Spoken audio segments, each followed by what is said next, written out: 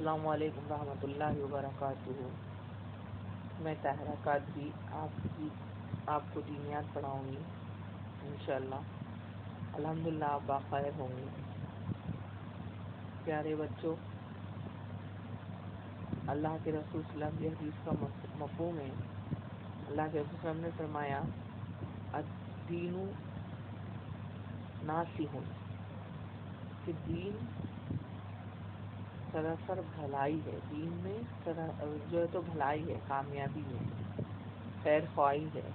اور ایک دوسری جگہ اللہ کے رسول صلی اللہ علیہ وسلم نے ارشاد فرمایا طلب العلم فریضۃ علی کل مسلم والمسلمہ، کہ ہر مسلمان کو اتنا علم دین سیکھنا فرض ہے، مسلمان مرد عورت کو اتنا علم دین سیکھنا فرض ہے جس سے کہ اس کو حلال اور حرام کی تمیز ہو جائے، مانا فرق ہو جائے حلال اور حرام میں، کیا چیز ہمارے لیے حلال ہے اور کیا چیز ہمارے لیے حرام ہے، اس میں فرق ہو جائے۔ اتنا علم ہمارے لیے ہر مسلمان ایز اے مسلمان ہمارے لیے ضروری ہے کہ ہم اس کو جانیں اور سیکھیں۔ جس طرح ایسا نماز میں کیا فرض ہے، ہماری روزمرہ کی زندگی میں کون سی چیزیں ہیں جو کہ فرض ہے، ضروری ہے، کون سی چیزیں جو کہ جائز ہے، کون سی چیزیں جو کہ حرام ہے، یہ تمام چیزیں جاننا ہمارے لیے بے حد ضروری ہے۔ تو اس کے لیے ہم کو جو ہے تو دین کی کتابیں پڑھنا، دین کا علم سیکھنا ضروری ہے۔ اسلامیات کے معنی جو ہے یہ دین کے ہوتے ہیں، ہے نا۔ جس طرح دنیا کا علم انسان کے لیے بے حد ضروری ہوتا ہے تاکہ وہ دنیا کی جو منصب ہے وہ حاصل کرے۔ جیسا دنیا کا علم ہم کیوں حاصل کرتے ہیں، ڈاکٹر، انجینئر، پروفیسر، ہمارے خواب ہوتے ہیں کہ ہم یہ بنیں گے، اس کے لیے ہم کو دنیا کا علم حاصل کرنا ضروری ہوتا ہے، بغیر علم کے ہم کو یہ تمام چیزیں حاصل نہیں ہوتی۔ اسی طرح ہم کو دین کا علم حاصل کرنا ہے اور عمل کرنا ہے، یہ نیت کے ساتھ کہ ہم اس کے اوپر میں عمل کریں گے تو ہم کو انشاءاللہ آخرت میں ہماری کامیابی ہوگی، اور اس آخرت میں ہم کو سچ کے طور پر کیا دیا جائے گا، جنت دی جائیں گی، ہے نا۔ تو یہ تمام باتوں کو مد نظر رکھتے ہوئے ہماری اسکول میں بھی دین کا علم دیا جاتا ہے، اور یہاں پر سلیبس میں ہماری کتاب ہے سچا دین، کہ آپ لوگوں کو جو ہے تو یہ نئی کتاب ہے، اور جو اس کا نام بھی نیا ہے سچا دین کر کے، یہ آپ کو پڑھنا ہے۔ سوم حصہ آپ کو لینا ہے، اور سوم حصے میں جو تو پیج یہ اس میں آپ کا سلیبس ہے۔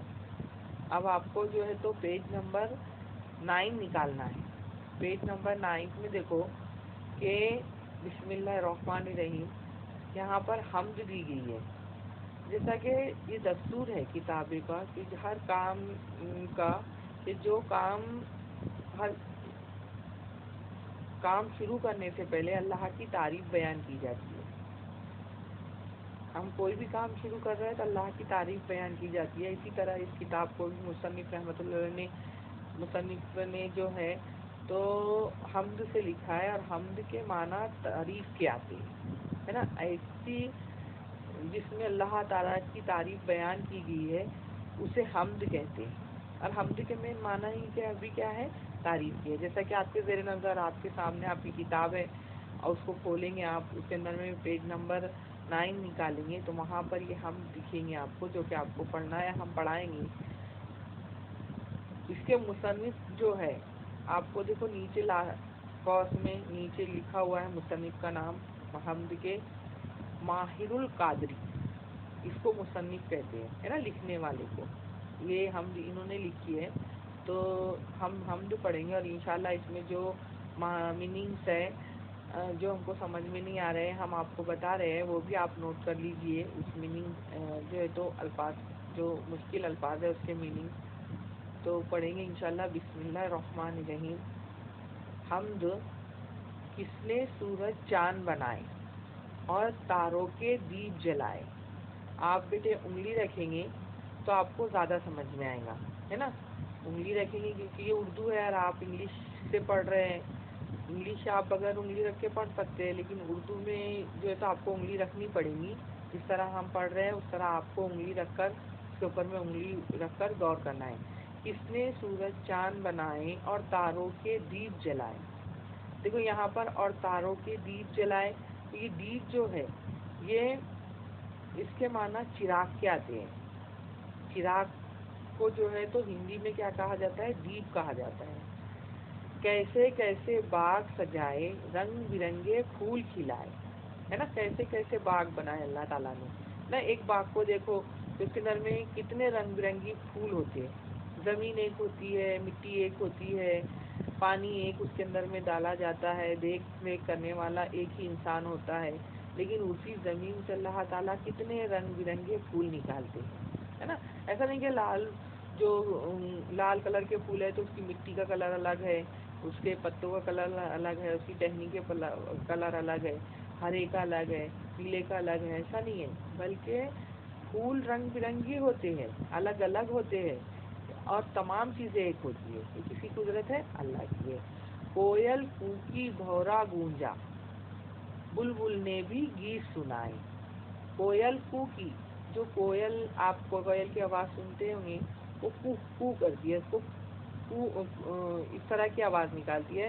اور بھورا جو ہوتا ہے یہ ایک قسم کا کیڑے کے کوبل، جیسا مکھی ہوتی ہے، یہ جو ہوتے ہیں ایسے، تو اس کوبل سے مانا ان ایسے جانوروں میں کا ہوتا ہے. اور یہ پھولوں کے آگے منڈراتا ہے، پھولوں کے آگے گول گول گھومتا ہے، پھولوں کے اطراف میں گھومتا ہے.